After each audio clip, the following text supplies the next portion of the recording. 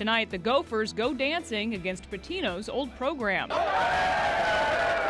as Minneapolis prepares to host basketball's biggest weekend. Plus, spring is in sight.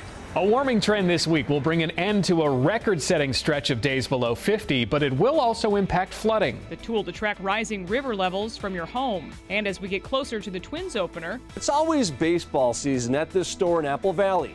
In this week's Finding Minnesota, we take you to the longest-running sports card and memorabilia shop in the state.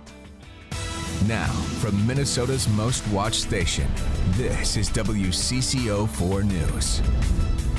thanks for joining us tonight. The road to the Final Four leads to downtown Minneapolis this year as U.S. Bank Stadium prepares again to play host to one of the biggest events in sports. Our David McCoy joins us now, and we now have the bracket, David, that's going to get us there. Yeah, all 68 teams would certainly like to be one of those Final Four, right? And that includes the Gophers, who will open up the tournament in Des Moines on Thursday as a 10 seed taking on Louisville. If that sounds familiar, yes, the same Louisville where Gophers coach Richard Pitino's father used to coach and where Pitino himself used to coach as an assistant.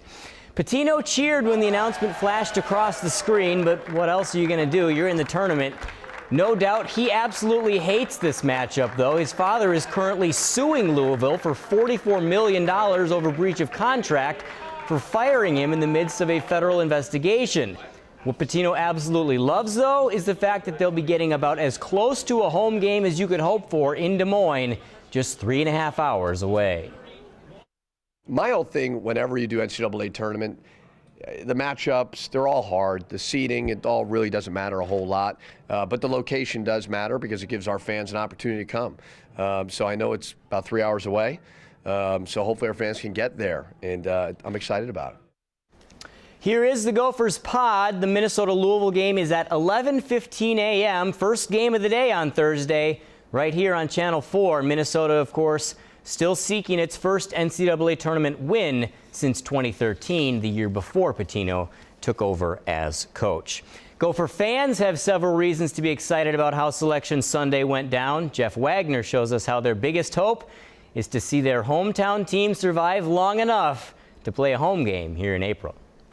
The number 7 seed, Louisville. They will go up against the Golden Gophers of Minnesota. At Buffalo Wild Wings, customers will find quite the selection of drinks and food. That's going to be good. That would be a good one. Many focus Sunday evening. All right.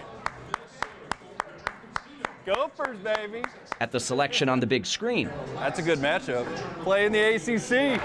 The Gophers start the NCAA tournament as a slight underdog against Louisville, but fan Regan Hogan is confident Minnesota will sneak by with a win. 10-7's a popular upset, so I'm going with it. I think it's a good first-round upset for them. He also feels the Gophers are golden based on where they'll play. And Des Moines not too far from Minneapolis, so who knows, they'll maybe get a lot of fans down there, you know. Not long after the bracket was revealed, it was being built outside the IDS Center, which is just a short walk or light rail ride from U.S. Bank Stadium, where the Final Four teams in the tournament will play for a national title. Making it that far is a long shot for a 10-seed team, but crazier things have happened during the madness that is March. Winners win. They overcome obstacles. They don't blame the obstacles that get in their way. And if there was one Cinderella team that actually made it to the Final Four, I'll buy a jersey for this thing. Like, I'm ready. Fans here hope they're wearing maroon and gold. Everyone who says they're a Gopher has to watch this tournament now. Tickets are already on sale online for Minnesota's matchup against Louisville down in Des Moines. If the Gophers win 2 games in that city, they'll then have to travel to our nation's capital. Win 2 more, and they simply have to travel across the river to U.S. Bank Stadium. In Minneapolis, Jeff Wagner, WCCO-4 News. I'm excited. Yeah, it's cool to see it all come together downtown. It's one thing to have it here in our city. It's another thing to have the maybe remote, but still you can hope, chance, the hometown team could be in it, right? All right, yeah, the countdown is on. David, thank you. Well, this weekend was big for melting snow. Temperatures reached into the high 30s across Minnesota and western Wisconsin, and those temps are going to stick around for now. But what's next is even better. If you're tired of winter, that is. Augustyniak joins us tonight. 50s in the future. Yeah.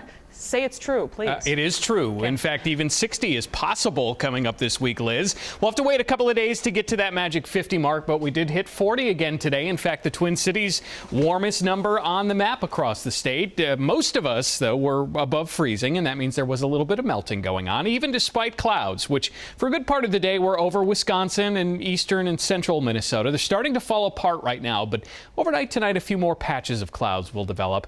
Bottom line is it's just a quiet weather pattern. If all we're talking about is clouds and no rain or snow, that's a pretty good deal. 33 right now. Look out for some icy spots in some of the sidewalks tomorrow morning as we have some refreezing going on overnight tonight. Sort of a mix of sun and clouds tomorrow with highs pretty similar to today. A few more days, that's when we'll get to the 50s, and that will change the way the flood situation plays out. We did get an update on the flooding tonight in Jordan. Police there say Sand Creek rose quickly last night, reaching nearly 12 feet. That is the highest it's been since the flooding first began a couple of days ago. A second ice jam had formed on the Highway 169 bridge, and that sent more water into the city. That jam was removed today, but the water level is still very high. And the problem extends well beyond Jordan, too. Communities in Minnesota and Wisconsin have had to evacuate, close roads, and open shelters because of flooding. New Ulm started closing roads today, and our Katie Steiner checked in with the National Weather Service for the latest flooding forecast. This is one of the busier times of year at the National Weather Service, flood season.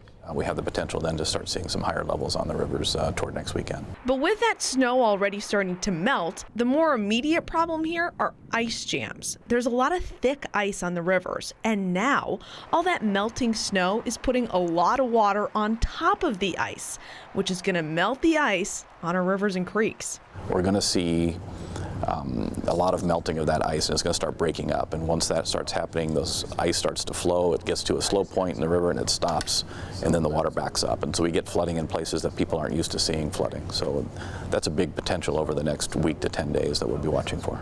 Which is exactly what happened here in Jordan, Minnesota at the Valley Green Mobile Home Park. The Sand Creek jammed with ice and water flooded into this area fast. Craig Schmidt is worried that that's going to happen other places as well. If you're anywhere in a floodplain near a stream or a river, just be ready, whether it's be ready to get sandbags or be ready to evacuate should it come up fairly rapidly. Just make whatever preparations you can make. That's the main concern for the next week and a half. But then river flooding is most likely going to be peaking. Right now, a lot of that snow that's already melted isn't actually in the rivers. A lot of that is just moved into ponding at the lower level, at the lower areas of the fields, and the water is still sitting there ready to go. And once it really warms up, that water is going to start running off. And the National Weather Service has been watching the forecast, trying to predict exactly when that's going to happen. Warmer temperatures over a 3, 4, 5 day period would melt pretty much all of the snow and start to thaw. Add rain onto that at the same time, and we've got the worst possible scenario. It's the forecast the next 2 to 3 weeks that's going to be critical. Katie Steiner, WCCO-4 News. Now, there are ways to monitor river levels from your home. The National Weather Service tracks them, and you can see their forecast with predicted water levels.